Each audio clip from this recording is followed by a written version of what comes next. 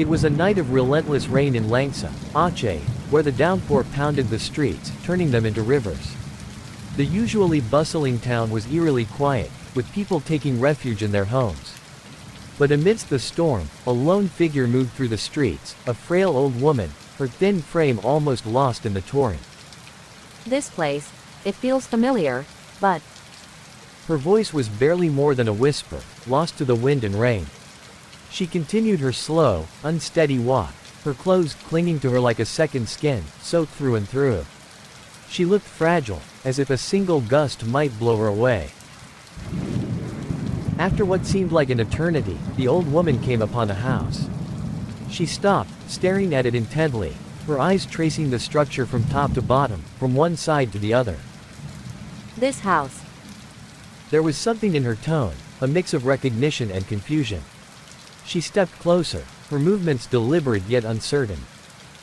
This house, it looks different. Her hand, trembling with age and the cold, reached out and rapped on the door. She stood there, waiting, her breath visible in the chilly air.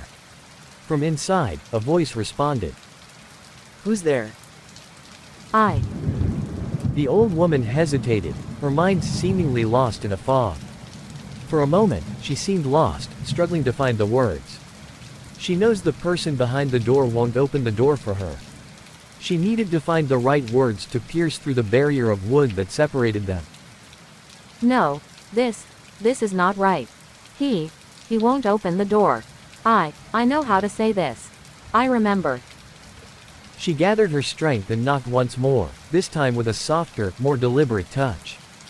Her voice trembled, weighed down by fatigue, but she knew she needed to sound familiar like a local. Assalamu alaikum. Is anyone home? Ghana froze. It wasn't just the unexpected knock that startled him, it was the language she used. A familiar greeting in Salam followed by fluent English. In this village, hardly anyone spoke English, and certainly not with such fluency. What the frig? Is she just? No, I must make sure. Curiosity welled up inside him, mingling with a creeping sense of unease. Wa alaikum salam. Who are you? And why are you speaking in English, not Bahasa? Ghana listened intently, his ear pressed against the door. The woman's voice was weak, heavy with exhaustion, as though she had been wandering for far too long. He could feel her weariness, her loneliness, even through the wooden barrier between them. I'm lost. I'm lost. Ghana hesitated, then slowly cracked the door open, just enough to peek outside. His initial assumption was that she was a lost tourist, separated from her group. The sight before him, however, struck him deeply. The woman was drenched, her clothes hanging off her like rags, her hair a tangled mess. She looked so utterly vulnerable, a figure worn down by life and the elements. Moved by pity, Ghana opened the door wide, the warmth from inside spilling out into the cold, rain-soaked night. Are you lost? As soon as Ghana opened the door and revealed himself, the old woman's tears began to flow, her frail body trembling as she struggled to speak. Her eyes were wide and unsteady, as if she couldn't quite believe the person standing before her. Ghana couldn't tell if it was the rain or her tears that streaked down her face. I'm lost. I don't know. Ghana took one look at her, shivering and soaked to the bone, and his heart ached with pity. Without hesitation, he gently ushered her inside. Please, come in. I'm sorry for being cautious. I understand. Thank you. He guided her to the couch, helping her sit down as she continued to tremble. Please wait here. I'll get you some dry clothes and prepare a warm bath. While you're getting comfortable, I'll fix something to eat. Ghana moved quickly, filling the bathtub with warm water before hurrying to Bazit's drawer cabinet to find suitable clothes for the woman. He returned to the living room, his arms full. Here are some clothes. The bath should be ready now. Please, make yourself at home. I'll have a meal ready for you soon. Thank you. She disappeared into the bathroom, and Ghana set to work in the kitchen. Considering her age, he decided to make something gentle and nourishing, a warm chicken porridge. He also brewed some tea, the comforting aroma filling the air as he made a few calls on the telephone, checking in with people who might know more about the old woman. A little while later, the old woman emerged from the bathroom, now dressed in dry clothes. She made her way to the dining table, where Ghana was just setting down a steaming bowl of porridge and a cup of tea. Here you go, chicken porridge and some warm tea. He placed the food in front of her with a gentle smile. Where is your food? Oh, me? Don't worry, I've already had dinner. Please, enjoy, you must be starving. Thank you. She began to eat, each spoonful taken with a kind of desperate hunger, as if she hadn't eaten in days. Ghana watched her silently, his smile soft and reassuring, content just to see her finding some comfort at last. After finishing her meal, the old woman delicately wiped her lips with the tissue provided. She set it down, her gaze drifting to the young man who had shown her such kindness, taking her in and feeding her without a second thought. Thank you. You're welcome. I hope you don't mind me asking, but are you a tourist? I am. Perhaps that's what I could call myself. Ghana observed the woman as she stared down at the now empty bowl. A sense of unease crept in, something about her seemed disconnected, as if her memories were shrouded in fog. Do you have anything with you? A passport or an ID? I don't have. Before she could finish, a knock echoed through the room. Please, wait here for a moment. Ghana answered the door, greeting the two men who stood outside, rain still dripping from their coats. Can I see your identification first? Sure thing. Can't be too careful these days, huh? The officer handed over his wallet.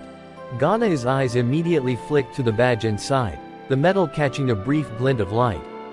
With his thumb, Ghana traced the outline of the badge, feeling for any imperfections. He glanced down at the brand of the wallet in the corner, a small detail most would overlook. Methodically, he checked the ID number, then compared the worn photograph with the man standing before him. The image was old, a bit faded, but the resemblance was there. Thanks. You mentioned a stranded tourist? Yes, sir. In this weather, how does someone get stranded out of nowhere? I'm not sure, Chief. We'd like to speak with her. Of course, come in. Ghana led them to the living room, where the old woman was seated. The village chief remained standing, his arms crossed, while the police officer took a seat at the dining table, his voice gentle as he addressed the woman. Ma'am, could you tell me your name? The old woman remained silent, her eyes searching for something lost. The officer looked to Ghana, puzzled. She speaks in English. The policeman scratched his head, a hint of frustration in his voice. Well, that's just great. I became a cop to avoid situations like this. Foreign languages were never my strong suit. He glanced at the village chief, who shrugged helplessly. Hey, I only speak Aceh and Bahasa. Don't expect me to be of any help here. I can translate for you. Why didn't you say so earlier? Ask her what her name is. Ghana turned back to the woman, his voice soft and reassuring. Madam, what is your name? The old woman looked at him, her expression shifting. A faint, almost nostalgic smile touched her lips, one that seemed meant for someone she once knew. My name is Rihanna. Do you have a last name? What did you ask? I asked for her last name. The old woman's smile faltered, her eyes meeting Ghana's with a sudden, heartbreaking clarity. Tears welled up and spilled over, tracing paths down her cheeks. I don't remember my last name. Why is she crying? What did she say? She doesn't remember her last name. This is getting complicated. What about a passport? She doesn't have anything with her, not even an ID card. The police officer leaned back in his chair with a heavy sigh. The old woman, Rihanna, kept her gaze fixed on the floor, as if avoiding the weight of the world. Can I speak with you both for a moment? Ghana led the police officer and the village chief a few steps away from Rihanna, keeping his voice low. I think she might be a victim of human trafficking. Are you certain? This is a serious matter, especially if she's from the West.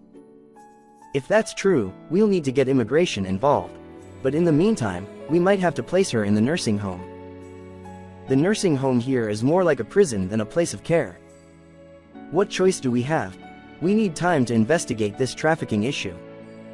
Suddenly, Rihanna's trembling voice broke through their conversation. Are you taking me away? Ghana's heart clenched, the despair in her voice cutting deep. She sounded like someone abandoned, discarded, with no place left to call home.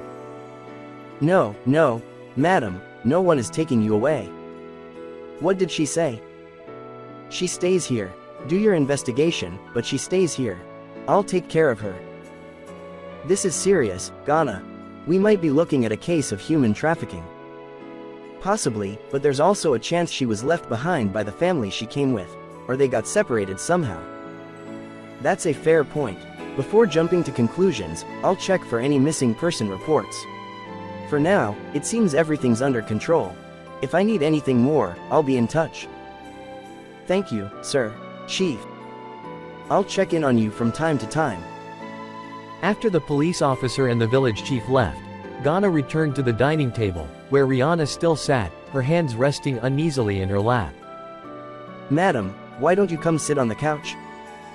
He gently guided Rihanna to the couch, then quietly prepared a bowl of warm water. Kneeling before her, Ghana began soaking her feet, his touch careful and soothing. What are you doing? You must be cold. Whenever my mother sat on the couch, I do this for her, soak her feet and give her a foot massage. You're very kind. My name is Ghana, by the way. Ghana Irwan Shah. It's nice to meet you, Madam Rihanna. Ghana. Her voice trembled as she wiped away stray tears. As Ghana continued the foot massage, Rihanna's expression softened, but a sudden thought darkened her eyes. By the way, where are your parents? And your big sister? Big sister? Rihanna hesitated, then continued. I noticed a picture of you with a young woman. So I assumed she was your sister. Ah, yes. Her name is Bazit, my beloved big sister. My parents are out of town on business. A wave of sadness washed over Rihanna as she gazed at Ghana. She reached out and gently patted his hair, a gesture that caught him by surprise. Ghana smiled, feeling a warmth that was both comforting and bittersweet. Madam Rihanna, can you tell me about yourself? Is there anything you remember? Rihanna looked at Ghana with a gentle smile, her eyes softening as she spoke. All I can remember is my beloved husband. But he passed away a long time ago. I'm sorry to hear that. It's all right, Ghana. What was your husband's name? I wish I could tell you his name, but all I ever called him was husband. I see, he must have meant the world to you. He was my life, my everything. When he was gone, my world turned upside down. But the memories we shared, though faint, are all I have left. He was the most beautiful gift God ever gave me. Sounds like he was your soulmate. I wouldn't call him a soulmate, he was my future. No, he is me. That's a beautiful way to put it. As Ghana continued massaging Rihanna's feet, he noticed the warmth returning to her pale skin, a faint blush of color emerging. Do you have any children, Madam Rihanna? I do. A son. Where is he now? He too has passed away, Ghana.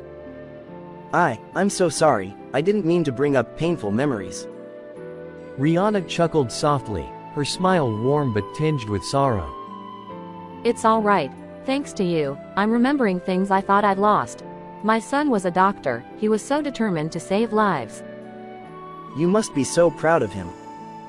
He was my pride and joy. I still remember the day he was born, how my husband cried as he held him for the first time. He never imagined he'd become a father. That's so sweet. And what about you, Ghana? Do you have someone you love deeply? My parents and my big sister, I love them so much that, without them, I'm not sure I'd know how to go on. Don't say that, Ghana. But that's how I feel. Even if you're ever truly alone, hold on to faith. Don't let yourself sink into the sadness, as I once did. I know. Thank you for the advice, Madam Rihanna. After washing Rihanna's feet, Ghana took the water to the bathroom and threw it all there. He decided she would sleep in his room and began preparing the bed for her. As he cleaned the room, something Bazit usually handled, he stumbled upon a box of condoms under the bed. What the hell? He picked up the box and, after examining it, realized it was empty. With a sigh, he tossed it into the trash bin, shaking his head before heading back out to talk to Rihanna. Madam, I've prepared a room for you. You'll be staying in my room tonight. And where will you sleep? I'll manage with the couch.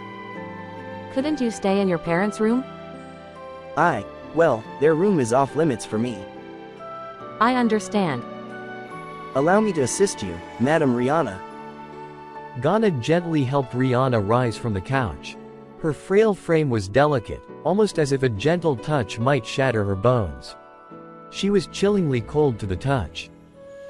He guided her to the bed and carefully tucked the blanket around her. Sleep well, Madam Rihanna. I need to step out for a moment to make an international call to my sister. I'll leave the keys to the front door on the desk. Thank you, Ghana. Truly, thank you. You're welcome, Madam Rihanna. Ghana closed the bedroom door softly behind him. The rain pounded fiercely outside, and he shielded himself with an umbrella as he made his way to the telephone kiosk. Once there, he quickly dialed Bazit's number. Hello? Big sister. My sweetheart, how are you? I'm okay, big sis. But there's something unusual happening tonight. What's wrong? Are you all right, sweetheart? I'm fine, just, there's an old woman who appeared at the house, soaking wet and shivering from the cold. I took her in. I've already called the police and the village chief. She might be a victim of human trafficking or simply abandoned by her family. Sweetheart, I appreciate your compassion, but please be careful. I will, I promise. How is she doing now? She's incredibly weak. I need to sort this out quickly tomorrow. She needs to be reunited with her family, and I have to follow up with the police. Understood. How are Mom and Dad? I haven't been able to locate them. My team is still trying to pinpoint their whereabouts. Are they all right? As far as I know, Mom sent me a message yesterday saying they're okay. Promise me you'll bring them back safely. And come home soon, big sister, I miss you. I miss you even more. No, that's not right. I miss you more than anything. I know, oh, big sis, I found an empty box of condoms under the bed. Is that yours? Suddenly, the call disconnects. Big sis? Damn, this connection. Meanwhile, in Fuyuki City, Bazit stares at the phone in shock. Bazit, you idiot. You didn't clean up before you left. How could you be so careless? In the morning, Ghana is busy in the kitchen. Rihanna, having just woken up, emerges from the bedroom, drawn by the mouth-watering aroma. Good morning, Ghana. Good morning, Madam Rihanna. How did you sleep? I slept well, thank you. What are you cooking? Beef rendang. Have you tried it before? I have. My husband used to cook it for me, it's my favorite. One time I wanted to make something special for my husband and everyone threw the food out of their mouth. But my husband always ate it with gusto. He sounds like a wonderful man. So, was he Indonesian? Yes, he is. Ghana took note of the conversation, feeling hopeful as Rihanna's memories seemed to stir with each exchange. After preparing the meal, they set the table. Ghana placed the steaming beef rendang in front of Rihanna and they took their seats. Please, have a taste, Madam Rihanna. Rihanna took a bite, and as the rich flavors enveloped her senses, tears began to trickle down her cheeks.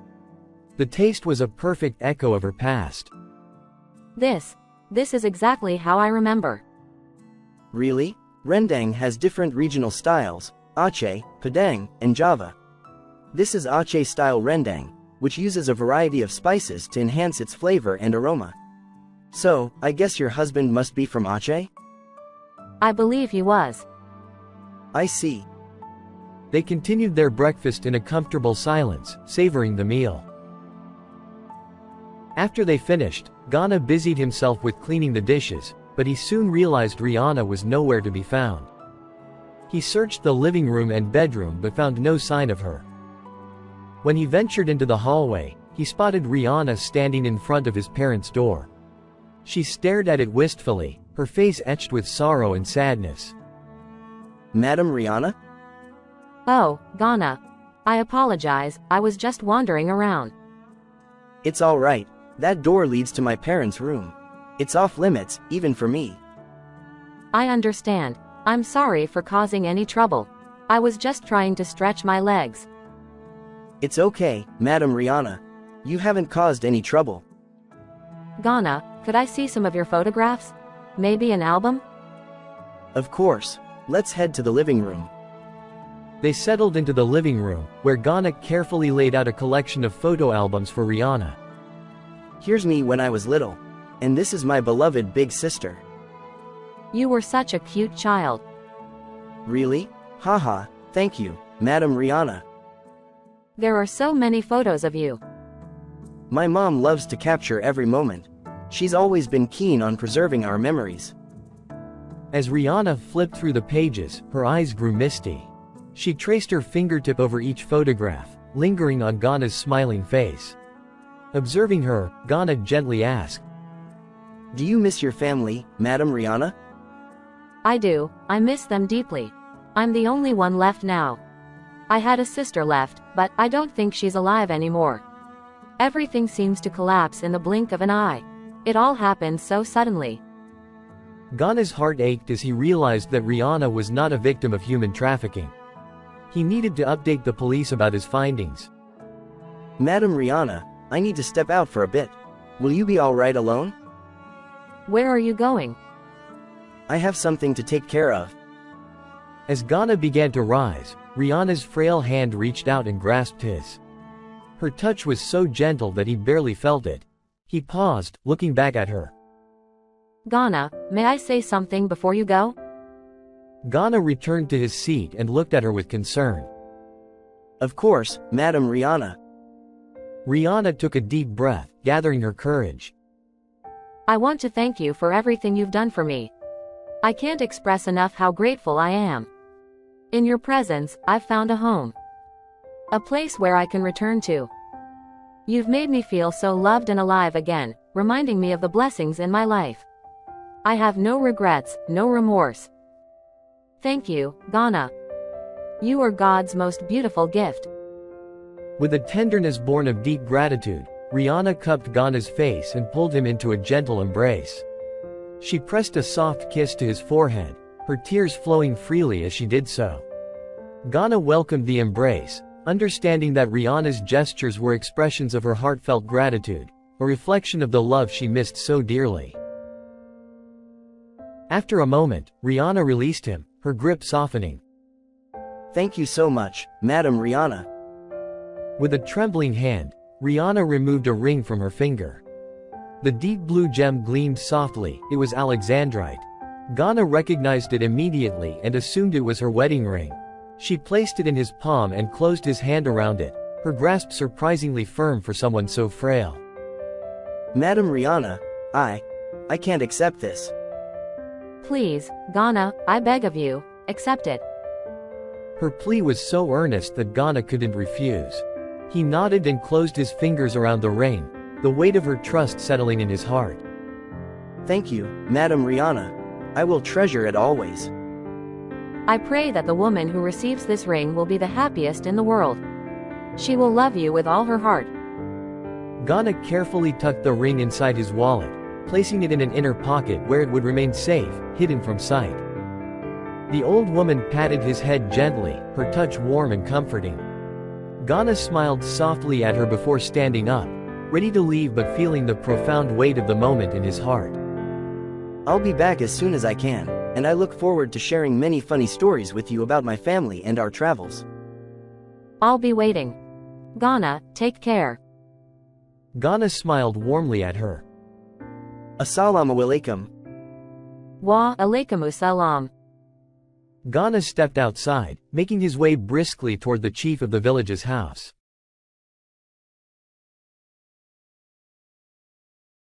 After a long walk, Ghana finally reached the village chief's house, where he found the policeman from the previous day already present. Ghana, how is she? From what I've observed, she's not a victim of human trafficking. I agree. There's no record of any such cases or missing person reports matching her description at the station. It seems she's suffering from memory loss, possibly Alzheimer's.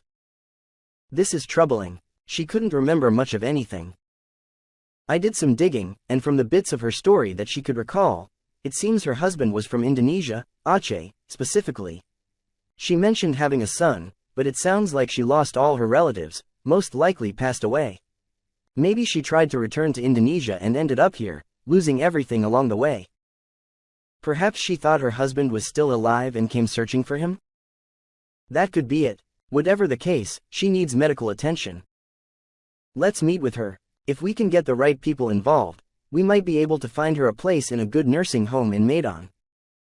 Let's go. The three of them walked back to Ghana's house together.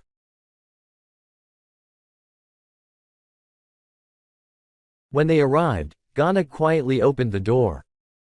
They approached the old woman, who appeared to be sleeping on the couch, a photograph of a young Ghana clutched tightly to her chest. Is she asleep? Ghana gently touched the old woman's shoulder to wake her. Madam Ria.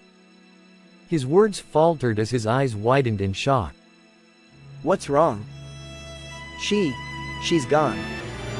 The policeman leaned in, placing his fingers under her nose and checking the pulse at her neck. She's passed away. Ghana stood in silence, the weight of the moment crashing down on him. Rihanna, who had been so full of life and gratitude just hours before, now sits lifelessly on the couch. The photo of young Ghana clutched to her chest speaks volumes of the bond she felt with him.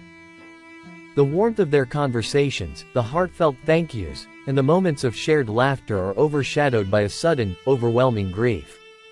His initial shock morphs into tears as he grapples with the reality that Rihanna, who had seemed so close to him in those fleeting hours, is gone.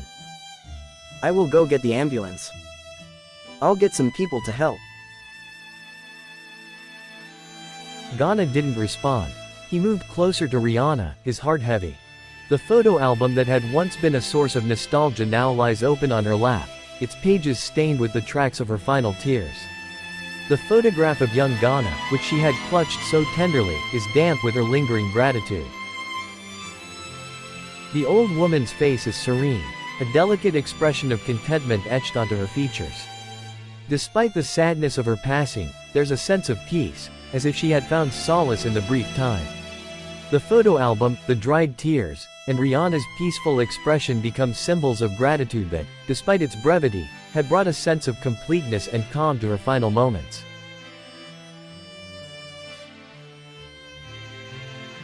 As the sun dipped below the horizon, the evening sky was tinged with the deep oranges and purples of twilight. Rihanna's funeral had just concluded, the earth freshly turned over her grave. Ghana stood in silence before the final resting place of the old woman he had known for such a brief, yet poignant, time. Her sudden arrival had been unexpected, and her passing even more so. The whirlwind of the past 24 hours was almost too much for him to comprehend, leaving him in a state of numbness, a sensation eerily similar to what he felt when Fitri passed away. Once again, his heart was burdened with an aching void. Rihanna's parting words lingered in his mind, feeling strangely intimate, as though they were meant specifically for him. Kid, I'm sorry you had to go through all this. She was a stranger, after all. But at least now, she's at peace. Maybe she was a stranger, but somehow, she didn't feel like one to me. I see. Well, I need to head to the police station to file a report. I'll see you tomorrow, kid. Yeah, thanks. Ghana stood alone, gazing at the graves before him. By some twist of fate, Rihanna had been laid to rest right next to Fitri. God, my dear God, is this a coincidence, or was it meant to be? Why here, right next to Fitri? I've avoided this place because I knew the pain would resurface. He knelt down between the two graves, feeling the cold earth beneath his knees. I know Fitri's death tore me apart, left me hollow. But Rihanna, I didn't know her. I don't know who she really was. And yet, her passing left a void inside me. Why, God, why did she have to knock on my door out of all the places she could have gone? Ghana leaned his head against Reina's tombstone, seeking some kind of solace. I couldn't care less if someone in Italy choked on a slice of American pizza with pineapple, or if someone in China accidentally fell from the Great Wall. Those things don't matter because I don't know those people. But Rihanna, I knew her name, her story, just a bit. And still, this unknown woman left an emptiness inside me. If I feel this way about her, then what if? What if it were Mom, or Dad, or Big Sis? His voice trailed off as he leaned back, his eyes misting with unshed tears. Or maybe I did know this old woman, somehow, but I just don't realize it yet. Or perhaps it's pity, falling into a pit of empathy so deep I can't see the bottom. God, please, give me an answer.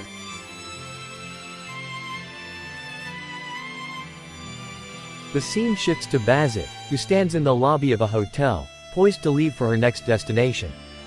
Just as she's about to step out, her mobile phone rings. She glances at the screen and answers with a smile. Hello, sweetheart? A heavy silence fills the line. Sweetheart, are you there? Big sister. The old woman's name was Rihanna. I see. Did you finish your investigation? She passed away this morning. Wait, what? How?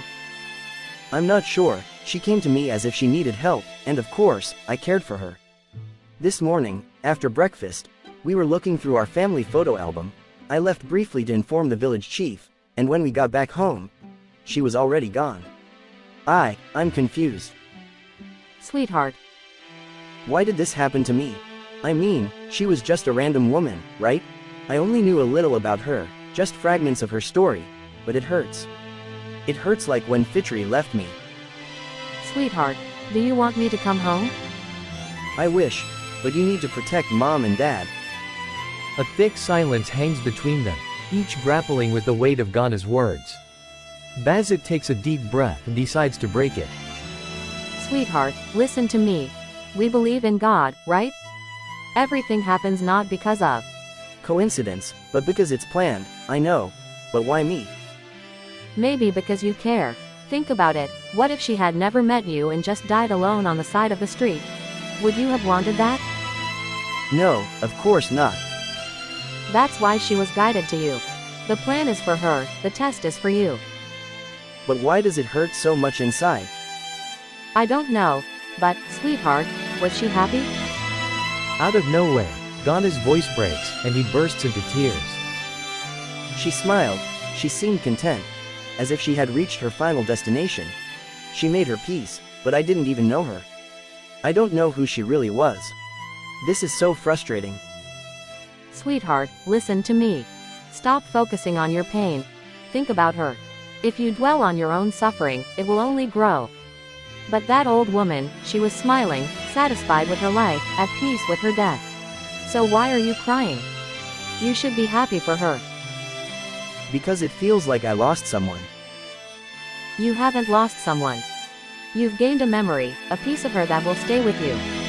Even if it was just for a brief moment, she became a part of you.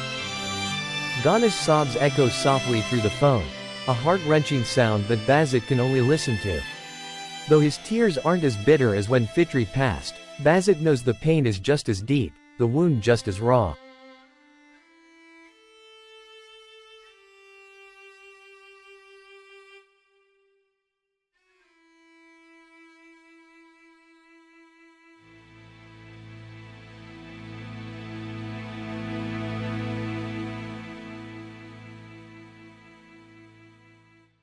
In the opulent halls of Einsborn Castle, Yukiko and Ridwan sat across from Kuritsugu, discussing their urgent plan to save Irisville from her grim fate. I see, so this is the plan. Yes, as long as you keep Irisville alive, there should be no issues. The empty vessel we've provided will act as a beacon for the Holy Grail. It will consume the vessel instead. However, we need to know the exact location of the ritual. You have no idea how grateful I am for all this. Don't mention it. So, have you summoned your servant yet? I have. She is King Arthur. Wow, I bet a saber class. Wait, did you say she? Surprised?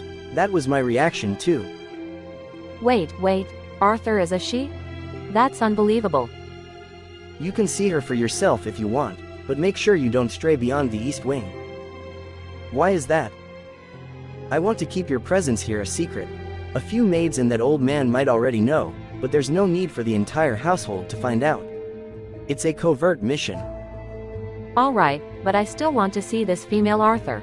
It's mind-blowing. I'll be in touch through the cell phone. And once again, thank you. You're welcome. After Kiritsugu left the room, Yukiko and Ridwan exchanged amused glances. You know, it'd be funny if Mordred turned out to be a she too. Or Pythagoras. Or Galileo. Well, let's focus on preparing the empty vessel. Yeah, let's get to work. Or Zeus. Oh, come on, you're still on about this? Zeus-chan, then. Ha ha ha. As evening descended, Yukiko and Ridwan decided to explore the east wing of the castle. Through a frosty window, they spotted a girl in a blue dress walking across the snow with Irisveal. Dear God, please don't tell me that's supposed to be King Arthur. Well, looks like our library needs a serious update, huh? More like every history book ever written. But she does have that British look, the nose, the jawline, even the eyes. Don't tell me you're into her now. Hell no. She's what, Ghana's age? Maybe a bit older. Speaking of which, I'd really like our boy to have a girlfriend. Just to see what kind of girl he likes. Wanna bet? I think he's into tomboyish girls.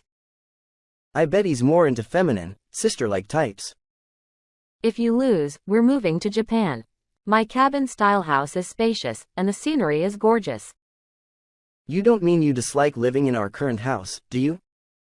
Suddenly, they heard footsteps approaching and turned to see an old man dressed in white. My apologies for not welcoming the scholars of Alexandria earlier. You know, your name is a real tongue twister. Couldn't you go by Mike von Einsburn or something? And that hair really kills the vibe. I don't mind your insults. But I see you're perfecting a vessel. Yes, why? Didn't Kiritsugu already tell you? He did. Then why are you here? I want to propose a deal. Rejected. Thanks and goodbye. By the way, your food could use more spices. Yukiko and Ridwan began to walk away. My deal involves your son. At the mention of their son, Yukiko and Ridwan halted, turning back to face Yub Stockhite. Are you threatening my son? I wouldn't dare. Then what do you mean by involving my baby boy? If you're blackmailing me by using him, I won't hesitate to take action. As I said, I wouldn't dare. I know both of your capabilities, and I wish for the Einsburn to thrive for years to come. But I know something about your son. What do you know? Yub Stockhite glanced at Yukiko. Your pregnancy, I know about it. After your expedition with that Bartholomloy woman, and what you brought back. All the expert mages know that place is. Ridwan calmly stepped in front of Yukiko, hands poised like a tiger ready to strike. Einsburn maids moved in front of Yub Stockhite, creating a tense standoff. Ridwan's gaze bore into the Einsburn, emanating the ferocity of a tiger preparing to attack. After all, he was the grandson of a hero and the king of Aceh. Enough. If he wanted to, my head would already be in his hands right now. But he holds off because you want to know what kind of deal I wish to offer. All right, you have our attention. I want you to transfer the Holy Grail into a vessel. Ridwan suddenly became agitated by the offer. Are you insane? Are you trying to make the Holy Grail a walking vessel? You'll make us targets for every mage out there if we do that. Not only is it impossible, but creating a host for the Holy Grail is incredibly risky. We don't know the true nature of the Grail, and imbuing it into a vessel could cause more destruction than good. You say impossible because you're viewing it through the lens of current knowledge. But with both of your expertise, it might be achievable, right? What does this have to do with our son? I won't deceive you with words. By creating a vessel to host the Holy Grail, you can learn more than you ever imagined, including the extraction of souls. Don't you want your son to live a normal life? Our son is normal. I know, but to others in the future? This opportunity will never come again. You'll have the freedom to learn from the vessel, set any rules you wish, and then the vessel will belong to the Einsburn. You'll not only save Irisville but also give your son a chance to have a normal life. Yukiko suddenly gripped her husband's shoulder, offering a small smile with pleading eyes. Ridwan, it's for our baby boy. Are you mad? Turning the Grail into a walking vessel and then making a wish to it? You know that's Mushrik. No, not making wishes. We learn from the Grail how to extract a soul, a portion of it, and discard it, for our baby boy. Yukiko. Histigfar. In the end, you will be making wishes. I will not. Impossible. The tools are there, you will use them in the end. Then I need your help to keep reminding me not to make wishes from a thing. I want the best for our baby boy. Please. We just need to learn how to extract the soul, set rules so no wishes can be granted, establish boundaries that cannot be broken, and then give it to the Einsburn. In the end, they gain nothing, but we learn something.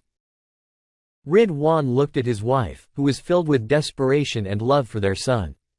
Yukiko's desire to ensure the best for Ghana made her consider the offer seriously. Promise me, we'll only learn how to extract the soul, and that is all. I promise. Fine, old man, we agree. For saving Irisville and assisting me, you have my gratitude. To show my thanks, I offer you my most trusted maid, Heidi. Heidi, one of the Einsburn maids, stepped forward. Heidi, protect these scholars at all costs. Their lives are your top priority. As you wish, Lord Yub Stockheit. Well then, we have an understanding. I wish you both the best of luck. Yub Stockheit left the scene, leaving Heidi standing quietly before Yukiko and Ridwan. An awkward silence hung between them.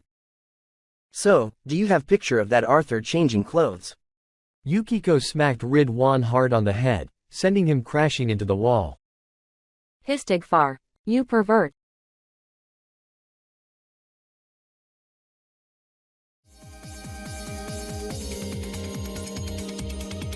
Hello again. I bet you're wondering why the scholar was so rude in the old man's castle. Well, there's history between them. Years ago, Yub Stockheit hired the scholar to create a golem to enhance his castle's security system. With the Einsburn alchemy and the scholar's ancient knowledge, they managed to design a golem. Although it could only activate temporarily when a threat was detected, it was sturdy and crafted from solid iron. Yub Stockheit, however, wasn't satisfied and demanded more. The scholar replied that it was impossible to make the golem self-sustaining without a beating heart. Yet the very next day, Yub Stockheit stood in the castle yard with the golem fully active. The scholar was astonished that Yub Stockheit had found a way to sustain it. With a simple hand gesture, Yub Stockheit commanded the golem to bury itself underground, ready to respond when needed. Ridwan, ever perceptive, noticed a few maids missing from the group and quickly pulled Yukiko away from Yub Stockheit. The scholar's last words to him were a single, cutting remark, immoral. They left the castle and never spoke again. Now, let's talk about the Einsburn maid. Heidi, derived from Adelheid, means noble or of a noble kind. Heidi has typical silver hair and red eyes, which are characteristic of the Einsburn homunculi. Her appearance is striking, with a graceful yet disciplined demeanor that reflects her training and heritage. Heidi is kind-hearted and gentle, often showing compassion towards others, despite her status as a homunculus designed for servitude.